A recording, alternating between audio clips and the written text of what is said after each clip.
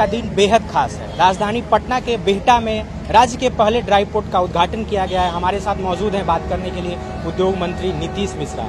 Sir, Bihar के विकास के लिए और व्यापार के लिए यह कितना फायदेमंद होगा? देखिए, मैं मानता हूं कि ऐतिहासिक दिन है आज, और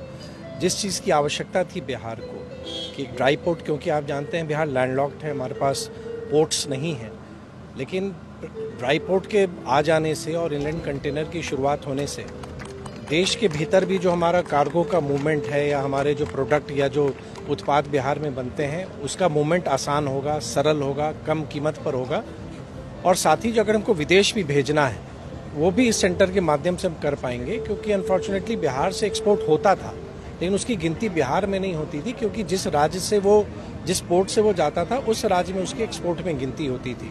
तो ये बहुत बड़ी चीज़ है। और बिहार में जैसे आप अवगत हैं कि 2 SEZ स्पेशल इकोनॉमिक जोन की भी स्वीकृति हम लोग को मिली है, तो ये इसका समय बहुत ही, मैं कहूँगा कि परफेक्ट टाइमिंग है कि बिहार में जिस ढंग से हम नए उद्योगों को का विस्तार हम करना चाहते हैं या अपने इंडस्ट्रियल एरिया को बढ़ाना चाह रहे हैं, या पूरे पूर्वी भारत में बिहार को जिस ढंग से हम लोग प्लेस करना चाह रहे हैं, उसमें आज प्रेस्टीन के माध्यम से जो ये पहला बिहार का ड्राई पोर्ट, और झारखंड में भी ड्राई पोर्ट नहीं है, तो आप ये कह सकते हैं कि बिहार, झारखंड और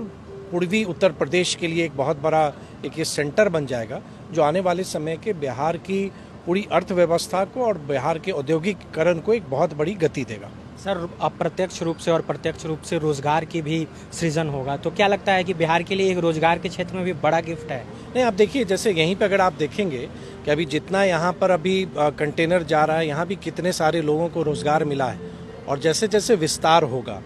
तो लोगों की आवश्यकता पड़ेगी ही। और बिहार में अभी क्योंकि लोग परेशान होते थे कि अगर उनके पास कोई उत्पाद है, कोई प्रोड्यूस है, तो उसको वो कैसे भेजें, तो आज इसके आ जाने से, और यहीं बिहटा में ही विभाग के द्वारा भी पैक हाउस बनाया गया है, विभाग द्वारा रेडिएशन सेंटर बनाया गया है कि अगर आप बाहर के देशों में भेजते हैं तो एक निश्चित तौर पर मुझको विश्वास है कि आने वाले समय में बिहार से जो हमारी औद्योगिक गतिविधि है वो आगे बढ़ेगा।